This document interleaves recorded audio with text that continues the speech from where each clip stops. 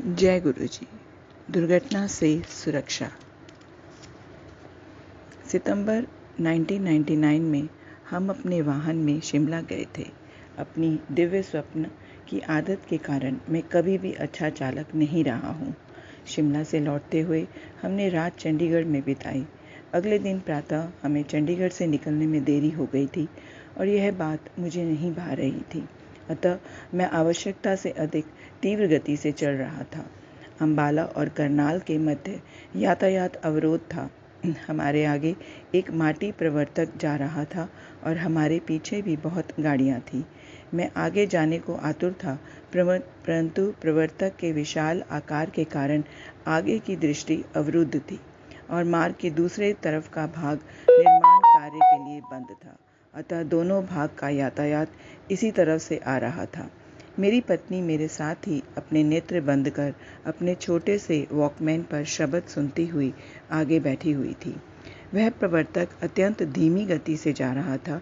काफ़ी देर उसके पीछे धीमी गति से उसके पीछे चलते रहने के कारण मैं अपना संयम खो बैठा और अपनी कार की गति बढ़ाकर मैंने उससे आगे निकलने की चेष्टा करी।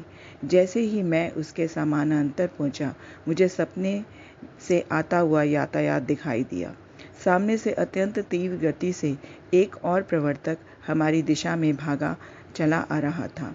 उसमें और हमारी कार में कुछ मीटर की दूरी शेष थी और दोनों प्रवर्तकों के आगे के हिस्से में कुछ इंचों का अंतर था। कार के आते हुए प्रवर्तक में चीथों उड़ते हुए के विचार और दोनों के कर्मचारियों का चिल्लाना सुनकर मेरे शरीर में कपकपी छूट गई। मेरी पत्नी ने अपनी आंखें खोली, मुझे देखा और हम दोनों गुरुजी को याद करने के अतिरिक्त और कुछ नहीं सूझा। एकदम मुझे अपनी दाहिनी ओर मार्ग के बीच में बने हुए विभाजक में एक टूटी हुई दीवार दिखाई दी और मैंने अपनी कार की तेजी से उस दिशा में घुमा दी। गुरुजी के अतिरिक्त और कौन हमें इस प्रकार के से जीवन दान दे सकता था। फरवरी 2000 में मैं रात्रि से प्रातः तक की पाली में विमान पतन पर कार्यरत था। उस समय मैं एक बोइंग 909 जिसमें ईंधन भरना था देखने गया। मैंने देखा कि एक भूयंत्रविद वायुयान का पल्ला खुला छोड़कर उस पर कार्यरत था। हमारे कर्मचारी एक किनारे खड़े हुए उसका कार्य समाप्त होने की प्रतीक्षा कर रहे थे। प्रश्न करने पर उसने उत्तर दिया कि अभी बहुत कार्य शेष था और वह अकेला ही था। इंजन के पल्ले को सुरक्षित रखने वाली भुजा भी काम नहीं कर रही थी और उसे वह सीढ़ी पर टिका हुआ रखे हुए था। मैंने उसकी बात सुनकर उससे ईंधन भरवाने का कार्य प्रारंभ करवाकर अपना कार्य करते रहने की विनती करी। उसने मान लिया और कहा कि हम ईंधन भरक यंत्र पर पहुंचे और वह भी शीघ्र वहां पहुंच जाएगा। जैसे ही मैं वहां पर मुड़ा, उसने मेरे से अदृष्ट सीढ़ी पर अपनी मुद्रा बदली और उसी समय वह सीढ़ी पर अटका कर रखा हुआ पल्ला नीचे गिरने लगा। मेरी दृष्टि अत्यंत तीव्र गति से गिरते हुए पल्ले पर पड़ी और मैंने तुरंत गुरुजी को याद किया। पल्ला जोर से मेरे मस्तक पर आकर लगा और वहां से रक्तस्राव होने लगा। मैं चेतन अवस्था में था। मुझे विमान पतन पर चिकित्सक के पास ले जाया गया और उसने कहा कि ईश्वर ने मेरी रक्षा करी है। 1 सेंटीमीटर भी ऊपर या नीचे चोट लगने पर वह घातक होती। इस बार भी मुझे पता था कि कौन से ईश्वर ने मेरी रक्षा की है। जलमग्न मुंबई में 26 जुलाई 2005 को जब मुंबई जल प्लावित हुई, मैं कार्यालय में था। कुछ कर्मचारी रेल सुविधाओं के अस्त व्यस्त होने के भय से पहले निकल गए थे। चूंकि मुझे कार्य समाप्त करना था, मैं प्रतिदिन की भांति बाहर निकला और उस समय तक जो कर्मचारी पहले निकले थे लौटने लगे, क्योंकि रेल सेवाएं बंद हो चुकी थी। उस दिन मैंने कार से यात्रा करी थी। मैं दुविधा में था कि रुकूं या घर पहुंचने का प्रयास करूं। उसी समय एक सहकर्मी ने कहा कि उनका पुत्र अपने विद्यालय जो घर के मार्ग में था में रुका हुआ है और उसे लेना है। यह बात सुनकर मैंने निर्णय ले लिया। मैंने गुरुजी को याद किया और हम उस विद्यालय के लिए निकल पड़े। जैसे ही हमने बाहर निकलने का प्रयास किया, कार्यालय के एक बंद द्वार के सामने एक कार दुरावस्था में रुकी हुई थी। हम दूसरे द्वार से बाहर निकले। सब मार्ग जलमग्न थे और वाहन चलाना बहुत कठिन हो रहा था। पूरी राह जल और अवरुद्ध यातायात की चुनौतियों का सामना करते हम 2 घंटे में उस विद्यालय तक पहुंच सके। क्योंकि विद्यालय की बसें बंद थी, सब विद्यार्थियों को वहीं पर रात्रि में रोकने की योजना बनाई जा चुकी थी। क्योंकि मेरे सहकर्मी का पुत्र अपने सहपाठियों के साथ प्रसन्न था और हमारा घर तक पहुंचना अनिश्चित था, उन्होंने उसके वहीं पर रुकने का अनुमोदन कर दिया। हम दोनों ने घर पहुंचने के प्रयास का निश्चय किया और चल पड़े।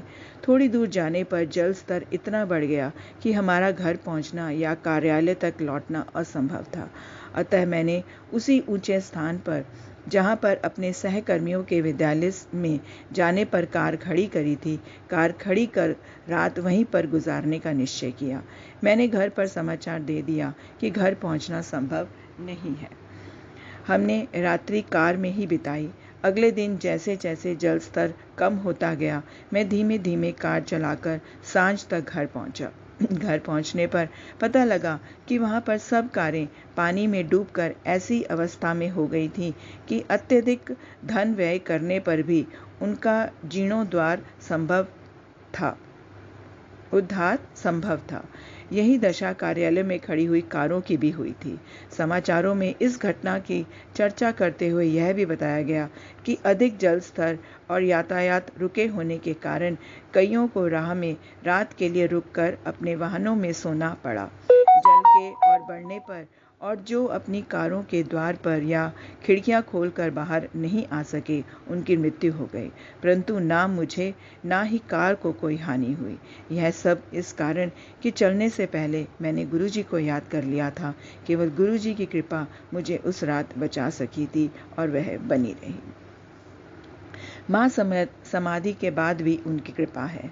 फरवरी 2008 में जब मैं दिल्ली आया था, गुरुजी के दर्शन के लिए गया था।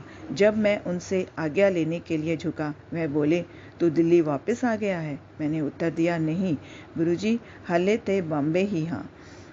गुरुजी ने एक और भक्त की ओर इशारा किया था कि उससे पूछ रहे थे, पर यह मेरे लिए संदेश था। यह समझ गया था कि गुरुजी किस प्रकार अपने भक्तों की इच्छा पूर्ति करते हैं। मार्च 2008 के अंत तक दिल्ली के स्थानांतरण आदेश आ गए। 1 मास पश्चात मैंने दिल्ली कार्यालय में कार्य करना प्रारंभ कर दिया और 26 मई को मेरा परिवार भी दिल्ली आ गया। सौभाग्य से एक दिन पश्चात उनके दर्शन भी हो गए। 31 मई को उनके शरीर छोड़ने के निर्णय को सुनकर मैं ध्वस्त हो गया। बड़े मंदिर से लौटते हुए मेरे मन में अनेक विचार उभर रहे थे। मैंने ऐसे कई अवसर थे जब गुरुजी ने हमें धन्य किया था और अनेक अवसरों पर हमें वह दिया था जिसके हम योग्य नहीं थे। अब क्या होगा? अब कौन हमारा ध्यान रखेगा?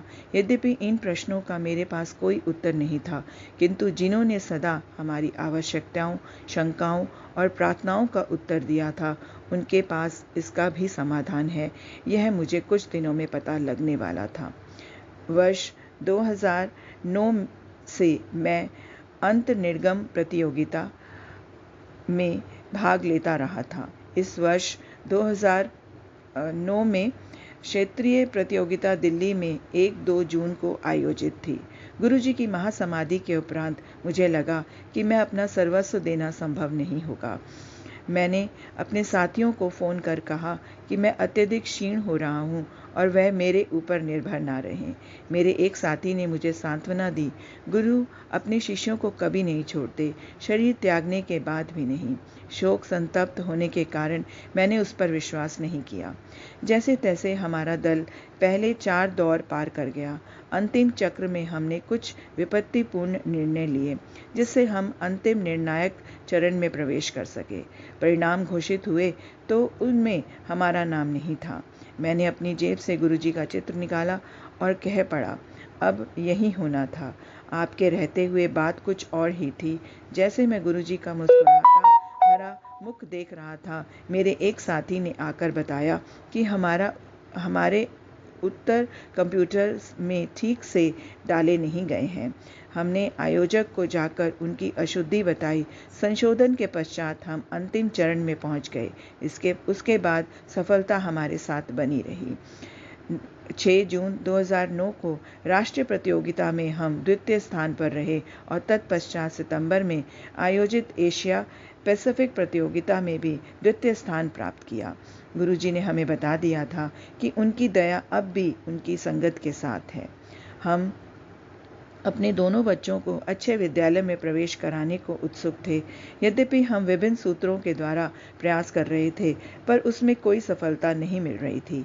अंत में मैंने गुरुजी से प्रश्न किया, आपने 2 पुत्र दिए हैं, तो इनको अच्छे विद्यालय में प्रवेश क्यों नहीं दिला देते? इसका उत्तर मुझे अति शीघ्र मिला।